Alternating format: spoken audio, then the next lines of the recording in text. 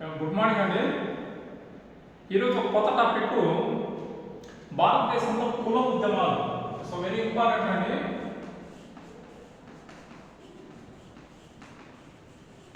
కుల ఉద్యమాలు మన పోటీ పరీక్షల దృష్ట్యా ఖచ్చితంగా బిట్ అడుగుతూ ఉంటారు దీంట్లో నుంచి. అట్ ద సేమ్ టైం ఇప్పుడు ఇంతవరకు మనం సాంఘిక సంస్కరణ ఉద్యమాలు తెలుసుకున్నాం.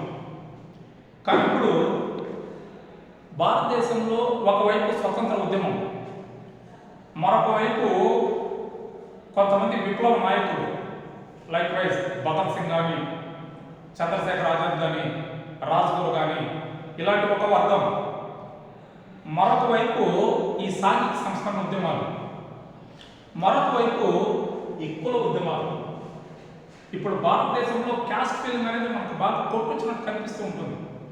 అది ఎవరు ఏ స్థానంలో ఉన్నా, అది ఎవరైనా కానీ, అది ఏ స్థానంలో ఉన్నామని భారతదేశంలో ఈ క్యాస్ట్ అనేది బాగా పట్టు పీడిస్తూ ఉంటుంది. నువ్వు ఏ క్యాస్ట్లో అడుగు వేస్తే మేము ఐఎస్, మేము ఉన్నత కులానికి చెందిన వాళ్ళము అని వాళ్ళ కులాన్ని వాళ్ళే చెప్పుకుంటారు గొప్పగా.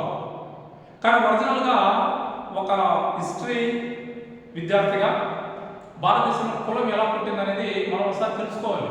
ఓహో, వీళ్ళు నిజంగానే వీళ్ళు గొప్పనా లేదా వీళ్ళు తక్కువనా అనేది మనం ఒకసారి పార్టీ చేసుకుంటే మనకు ఆ కుల ఉద్యమాలు ఎందుకు వచ్చినా ఏమైందని తెలుసుకుంటాం. ఈ కుల ఉద్యమాలు రెండు రకాలు ఉంటాయి. నెంబర్ 1 దళిత ఉద్యమాలు. నెంబర్ 2 వెనుకబడిన తరగతుల ఉద్యమాలు. వెనుకబడిన తరగతుల ఉద్యమాలు ఇవి రెండు అన్నమాట. ఈ వెనుకబడిన తరగతులు ఎవరు వస్తారంటే మనకు దేశం మొత్తం చూసినప్పుడు ఓబీసీ వస్తారు. అంటే ఆల్ బీసీస్ మొత్తం ఇవాళ మనకు భారతదేశంలో ఎన్ని బీసీ కులాలు ఉన్నాయో వాళ్ళందరినీ ఓవరాల్గా కలిపి మనం ఓబీసీ అంటాం. ఈ దళిత వర్గాల్లో ఎవరు వస్తారంటే ఎస్సీలు వస్తారు. మనకి ఎస్సీలో 2 వర్గాలు ఉంటాయి. ఒక్కొక్క రాష్ట్రంలో ఒక్కొక్క పేరు పిలుస్తారు ఎస్సీని. ఇది మనం బాగా గుర్తుపెట్టుకోవాలి. ఇప్పుడు ఆంధ్రప్రదేశ్లో మాలా మాదిగా మామూలుగా ఓవరాల్ లాంగ్వేజ్. అదే మనకి ఇండియన్ కాన్స్టిట్యూషన్ ప్రకారం ఏంటంటే షెడ్యూల్డ్ క్యాస్ట్. ఇది మనం బాగా గుర్తుపెట్టుకోవాలి. అలాగే మహారాష్ట్రకి వెళ్తే మరొక పేరు, తమిళనాడుకి వస్తే మరొక పేరు, కర్ణాటకకు వస్తే మరొక పేరు, కేరళకి వస్తే మరొక పేరు, ఉత్తర భారతదేశం వెళ్తే మరొక పేరు. కానీ ఓవరాల్గా వాళ్ళకి ఎస్సీలే. కానీ ఒక్కొక్క రాష్ట్రంలో ఒక్కొక్క పేరు మనకి పిలవడం అనేది కనిపిస్తుంది. ఈ 2 ఉద్యమాలు కుల ఉద్యమాలకు బాగా పాటుపడుతుంటారు. సో అందులో ప్రత్యేకించి దళిత ఉద్యమాలు ఎక్కడెక్కడ జరిగాయి, ఇది మనకి ఇంపార్టెంట్. అట్లా వెనుకబడిన తరగతుల ఉద్యమాలు ఎక్కడెక్కడ ఉన్నాయి. ఓవరాల్గా భారతీయ సమాజం 4 వర్గాలుగా విభజించబడింది. సో మనకు బాగా తెలిసే ఉంటుంది. వర్ణ వ్యవస్థ ప్రకారం భారతీయ సమాజం కేవలం 4 కులాలు. ఏమిటి? బ్రాహ్మణ, క్షత్రియ, వైశ్య, శూద్ర. బ్రాహ్మణులు ఈరోజు అలాగే ఉన్నారు. బ్రాహ్మణ వాళ్ళు పుట్టిసేమి పూజలు పునస్కారాలు ఇవి అలాగే ఉన్నాయి. క్షత్రియులు ఇప్పుడు లేరు అనుకోండి. సో వాళ్ళు ఏంటంటే రాజరికం, ఆ కాలంలో రాజరికం. వైశ్యస్ ఈరోజు కూడా ఉన్నారు. ఇక ఈ 3 పోతే ఇవాళ భారతదేశంలో ఉన్న కులాలన్నీ మనకు ఈ శూద్ర కులాలన్నీ ఉంటాయి. అది ఓసీలు కానీ, బీసీలు కానీ, ఎస్సీలు కానీ, ఎస్టీలు కానీ మొత్తం అందరూ కలిపి శూద్ర కులాలే ఉంటున్నారు. కానీ భారతీయ సమాజంలో ఆర్థికంగా అభివృద్ధి చెందడం, మరియు చేతి వృత్తులు రావడం, ఈ చేతి వృత్తులకు నాణ్యత పెరగడం, వాటి యొక్క గిరాకీ మార్కెట్లో రావడం, ఆ వృత్తుల వారిగా కులాలు ఏర్పడి. ఫర్ ఎగ్జాంపుల్ చూడండి, కుండలు తయారు చేసిన కుమ్మరి అంటారు, మరి కుండలు అమ్మేవాళ్ళు కుమ్మరి అంటారు. ఇది మనం లాజిక్ బాగా గుర్తుపట్టుకోవాలి. చెప్పులు కుట్టేవాళ్ళు మాదిగా అంటారు, చెప్పులు అమ్మేవాళ్ళని మాదిగా అంటారు. ఈ రెండింటికి చాలా డిఫరెంట్ ఉంటుంది. ఒకసారి మనం బాగా చూసుకోవాలన్నమాట. ఇప్పుడు కొలిం పని చేస్తుంటారు, అంటే ఐరన్ బ్లాక్ స్మిత్, వాళ్ళని కంసాలి అంటారు. కానీ అమ్మేవాళ్ళు అలా అందరూ షాప్లో పెట్టి అమ్ముతుంటారు, అలా అందరూ అనమాట. ఏ వృత్తులకు ఆ వృత్తులు అలాగే వచ్చాయి అనమాట. ఆ వృత్తుల్లో ఎవరైతే ఆర్థికంగా అభివృద్ధితో ముందుకు వచ్చారో వాళ్ళు మేము హైయెస్ట్ క్యాస్ట్, మేము హైయెస్ట్ కులము అని పేరు తెచ్చుకున్నారు. ఎవరైతే కలిసి పని చేస్తూ వచ్చారో వాళ్ళని తక్కువ కులంగా క్రెడిట్ ఇస్తూ అలాగే పుట్టుకొచ్చేది. అలా పుట్టుకొచ్చిన ఉద్యమాలని కొంతమంది నాయకులు ఈ పీరియడ్లో ఫైట్ చేయడం మనకు కనిపిస్తుంది. అలాంటి దాంట్లో మనకు దళిత ఉద్యమాలు ఉపయోగపడతాయి. సో ఇప్పుడు ఫర్ ఎగ్జాంపుల్ దళిత ఉద్యమాలు చూద్దాం. ఈ కుల ఉద్యమాల్లో దళిత్ అంటే ఏంటి ఒకసారి మనం చూడాలి. దళిత్ అంటే ఏంటి అంటే పీస్, ముక్కలుగా తయారు చేసిన దళిత్స్ అంటాం. ఇది బాగా గుర్తుపెట్టుకోవాలి. దళిత్స్ అంటే ముక్కలు తయారు చేసిన వాళ్ళని పీస్ అంటాం. మరి ఈ దళిత ఉద్యమాలకు పుట్టలు ఎక్కడంటే మహారాష్ట్ర. దళిత ఉద్యమాలకి ఎందుకు ఈ ఎస్సీలు మహారాష్ట్రలో ఏమంటారంటే మహార్ అంటారు. గుర్తుపెట్టుకోవాలి, ఒక్కొక్క రాష్ట్రం నేను ఇందాక చెప్పాను, ఒక్కొక్క రాష్ట్రంలో ఒక్కొక్క పేరు. మహార్ అంటారు ఎస్సీలు. అదే తమిళనాడులో వస్తే పరియా, అదే మన కేరళలోకి వస్తే మనకు కేరళలోకి వస్తుంటే మనకి ఈ నాడా ఉద్యమాలు వస్తాయి. అదే మన కర్ణాటకలోకి వెళ్తే ఆది కర్ణాటక, మన ఆంధ్రలోకి వస్తే ఆది ఆంధ్ర, ఆది ద్రావిడ, ఇవి బాగా కనిపిస్తుంటాయి అన్నమాట.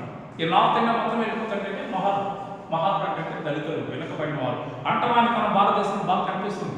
వాడు తక్కువ కులం వాళ్ళు మాత్రం కూర్చోకూడదు, వాళ్ళ ఇంట్లో మేము తినకూడదు, వాళ్ళు ముట్టుకోకూడదు, అంటుకోకూడదు, వీళ్ళు రాకూడదు, వీళ్ళు పోకూడదు, వీళ్ళు ఆ కులం చెందిన వాళ్ళు వాళ్ళ ఇంట్లో మేము తినకూడదు, వాళ్ళు మా ఇంట్లో రాకూడదు, వీళ్ళు కూర్చోకూడదు, రాకూడదు అనేది భారతీయ సమాజం అనేక భారతీయ సమాజం ఇప్పుడు కూడా వాళ్ళు హై క్యాస్ట్లో ఉన్న మనం కావాల్సిన చూడండి సమాజం మనం అబ్జర్వ్ చేసుకుంటాం.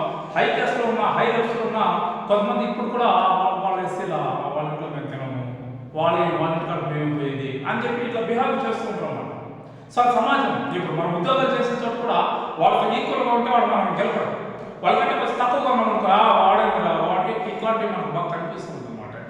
ఈ రూపురేఖల్ని, ఈ వైపరీత్యాన్ని, ఈ వెనుకబడినతనాన్ని రూపుమాపాలని చెప్పేసి కొంతమంది కీలకమైన వ్యక్తులు వచ్చారు. అలా దాంట్లో వచ్చిన వ్యక్తినే మొదటి వ్యక్తి అండి మహారాష్ట్రలో బాబా వలంకర్. బాగా గుర్తుపెట్టుకోవాలండి, బాబా వలంకర్.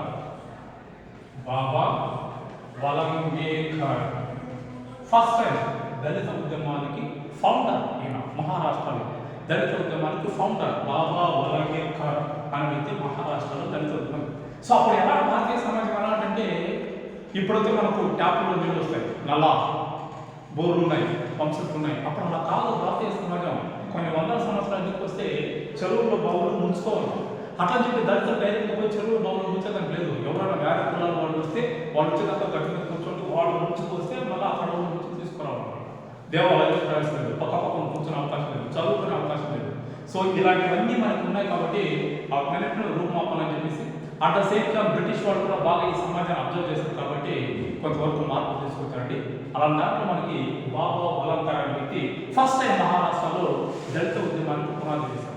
అలాగే హరిజన్ అనే పదాన్ని మనకు మొట్టమొదటిసారి ఉపయోగించిన వ్యక్తి ఏంటంటే 1933లో హరిజన్ అనే పదాన్ని ఉపయోగించిన వ్యక్తి ఏంటంటే గాంధీ గారు ఉపయోగించారండి ఫస్ట్ టైం అండి హరిజన్ అనే పదాన్ని.